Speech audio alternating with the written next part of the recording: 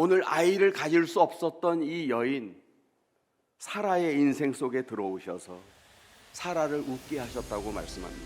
사라는 지금까지 웃을 수 있는 인생이 아니었습니다. 그런 사라에게 하나님이 아들 이삭을 주신 것입니다. 아들 이삭은 그래서 불가능을 가능으로, 절망을 희망으로 바뀌게 하는 분기점이 된 것입니다. 이것은 또 허물과 실수가 많은 자기 자신을 하나님이 덮어주시고 용서해 주셨다고 하는 고백이기도 한 것입니다.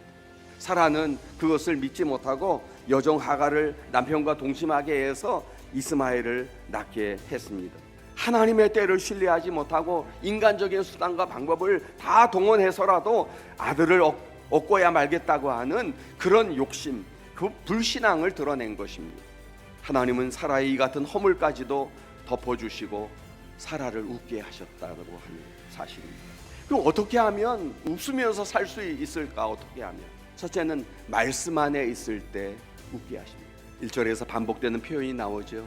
여호와께서 말씀하신 대로, 여호와께서 말씀하신 대로 사라를 돌보셨기 때문에 사라가 웃을 수 있었습니다. 지금 눈에 보이지 않고 손에 잡히지는 않지만 하나님의 말씀 안에 머물면서 그때가 이루어지기를 기다리면 하나님은 반드시 이루어 주시는 줄로 믿으시기 바랍니다.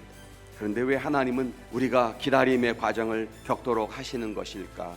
그 이유는 하나님의 때가 이루도록 기다리는 동안에 우리의 삶의 조각들이 맞춰지기 때문입니다. 오늘도 저와 여러분들의 삶 속에 여러 가지의 삶의 조각들이 있습니다. 하나님의 시간이 되면 하나하나 다 이것을 맞추어서 아름다운 작품을 이루어 놓으실 줄로 믿으시기 바랍니다.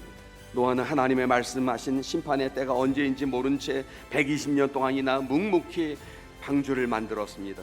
다윗은 17의 이스라엘의 왕이 될 것을 약속받았지요. 13년이라고 하는 세월 동안 생명의 위협을 수차례 겪으면서 때를 기다려야 했습니다. 이처럼 하나님의 때를 기다리면 하나님께서 반드시 우리를 웃게 하시는 것입니다. 힘들고 더딘 것 같아도 말씀 안에서 기다리면 하나님께서는 반드시 약속을 성취하십니다. 마지막 세 번째로 순종할 때 웃게 하십니다. 아브라함은 이삭을 얻은 후에 하나님의 말씀에 순종했습니다. 성경은 이런 아브라함의 행동을 가리켜서 하나님이 명령하신 대로 행하였더라 그렇게 기록하고 있습니다. 아들을 낳자마자 이름을 이삭이라고 지었고 8일 만에 할례를 행했습니다. 이처럼 하나님은 우리에게 즉각적인 순종을 요구하실 때가 있습니다. 이럴 때에는 미뤄서는 안 됩니다. 미루기 시작하면 아무것도 할 수 없습니다. 쉽든 어렵든 하나님의 명령에 즉각 순종하는 것이 참된 그리스도인의 모습인 줄로 믿습니다. 사랑하는 성도 여러분, 지금 나를 웃게 하시는 하나님을 경험하고 계십니까?